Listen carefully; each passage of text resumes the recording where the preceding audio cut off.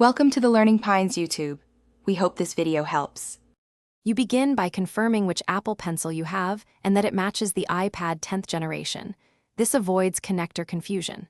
Once done, charge the pencil to at least 20% so pairing won't drop. Next, make sure Bluetooth is on in settings. Bring the pencil right up to the iPad and follow the on-screen pairing prompt.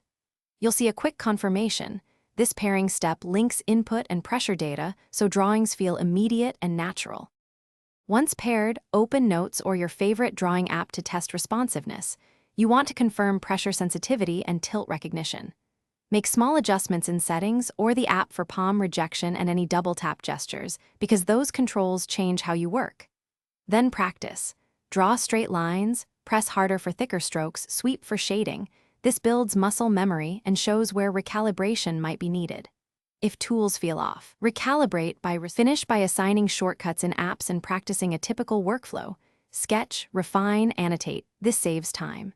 Make sure you habitually charge the pencil. Heavy use requires 1 to 2 hours daily of drawing and charging cycles to stay reliable. If the pencil becomes unresponsive, restart the iPad, toggle Bluetooth, and repair the pencil. That clears most connection faults.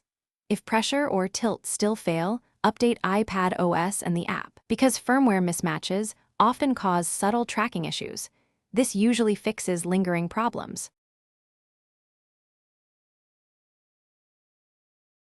Thanks for watching. Consider subscribing if we helped you.